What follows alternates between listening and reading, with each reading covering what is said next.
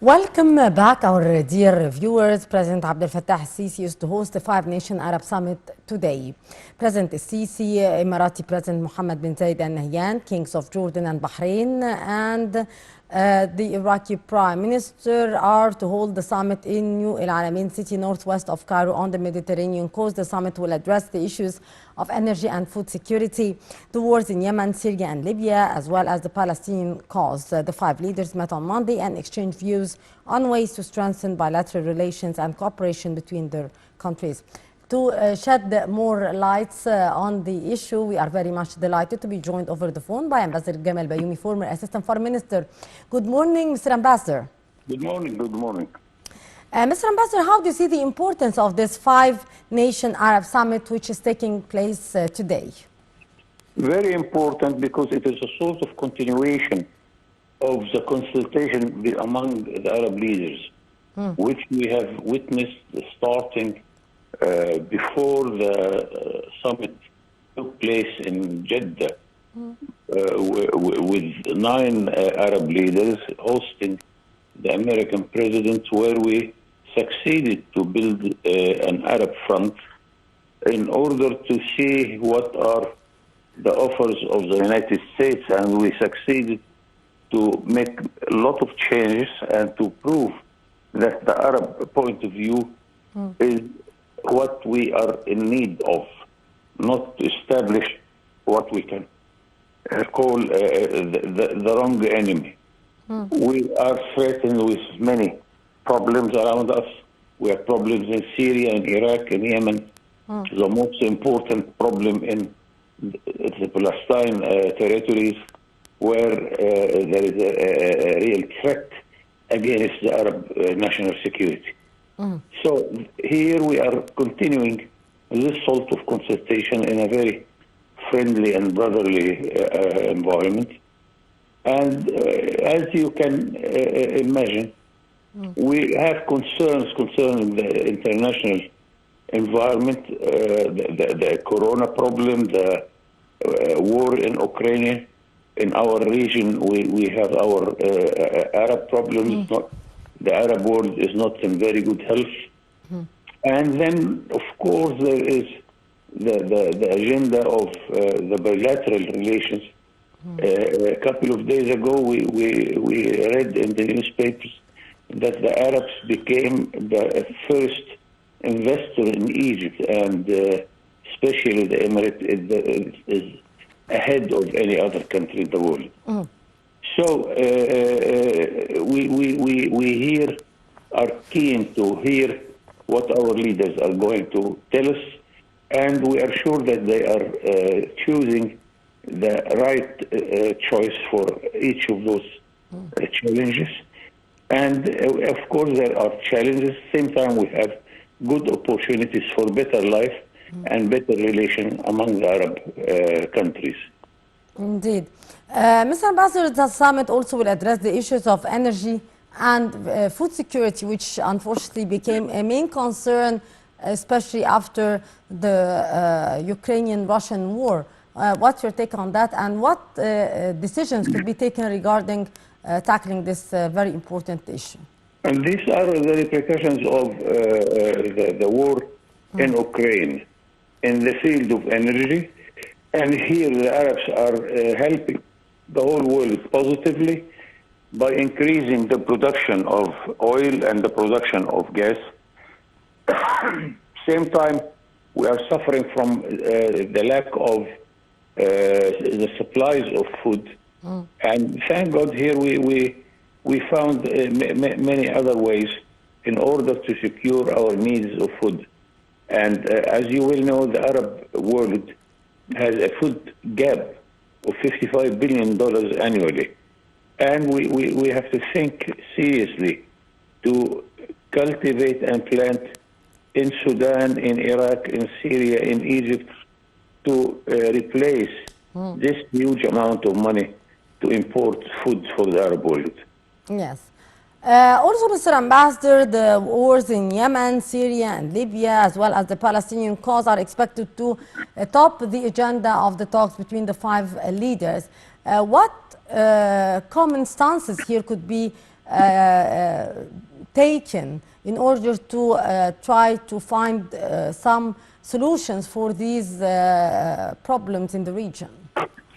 I think the 5 countries, and you can add the Saudi Arabia, Oman, you can add Algeria, Morocco, all these countries are in a position that they can help to act as an arbitrator among different parties in every one of those countries. We need somebody and some countries to guarantee any agreement among the parties in Libya or Yemen or Syria. And I think we are able to do that. And I hope that this will help solve some of those challenges in the Arab countries which are facing problems among their own country and their own people. Mr. Ambassador, what are here the mutual domains of cooperation amongst the 5 states taking part in the summit? As a matter of fact, the trade took its chance, and as of Egypt, the Arab trade is almost 20% of our world trade. That the trade balance is in our favor. This is good news. Still, we have to visit the file of industry. The Arabs are investing on services such as tourism or banking system or hotels and so on by 80% of the investment. The industry still have only 9% of the Arab investment, and agriculture, which is the most needy sector, is getting almost 2% of our investment. So a summit like that can tackle this problem, can encourage Arabs to invest in the machine industry, in the car industry, in the chip industry, also in the agriculture. And all of this, it needs a presidential impact to change this attitude, which is really need to make big changes in our attitude of investment. Indeed. Mr. Ambassador, are there agreements of cooperation expected to be signed during this summit? Not necessary, but maybe they will point at areas and interest places where we can prepare from now new agreements. We have an Arab Free Trade Area agreement. We have an agreement to encourage and protect investment. We have to activate those agreements. And of course, we need to sign more and more agreements concerning investment in many fields I mentioned. And this comes also on the regional level and on the bilateral level that can help this situation. And maybe we can go to the next meeting in Algeria for the Arab Summit and come with some new ideas in order to widen and deepen the Arab relations. Indeed, Mr. Ambassador, how can the 5 participating countries in the summit benefit from each other from your point of view? Yes, of course, because of course we all as Arabs feel very positive feelings towards each other. But it is much better also to combine this with interest, with things that we can do together, and each country and each people can benefit from it by more employment, more chances for better life, by give the chance for more employment chances in the Arab countries who import employees. So the agenda is wide in this concern. Yes. Sir, how do you evaluate the timing of that meeting taking place today? Of course, I feel satisfied and happy whenever the meetings like that is take place much often, because it means that we are carrying on consultations in all what is going around us, whether challenges or opportunities. This shows a great meaning to the Arab solidarity, and I think we are on the right track in this concern. Yes, sir. And to what extent can Egypt play a role here in boosting the mutual five Arab nations in trade and investments? You know that we are the largest populated country. We are the most important army. I see everywhere in our institutions, Arabs are training, are trained in our institutions. The cooperation among our military forces, the cooperation among our different ministries, like electricity.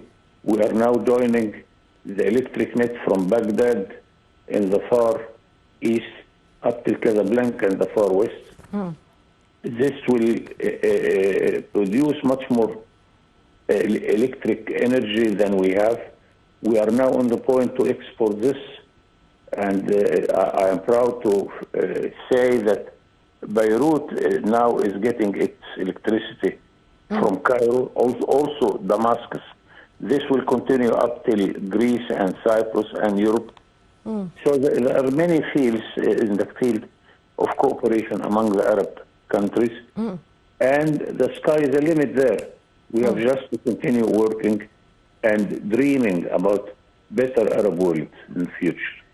Indeed, Ambassador Gamal Bayoumi, former Assistant Foreign Minister, thank you very much, sir, for your precious input and for being with us over the phone on this very special episode concerning the meeting which is taking place today between the leaders of Egypt, the United Arab Emirates, Jordan, Bahrain, and the Prime Minister of Iraq. Our dear viewers will go to a short break. After that, we'll be back to resume our segment in the breakfast show, so stay tuned. Egypt Open.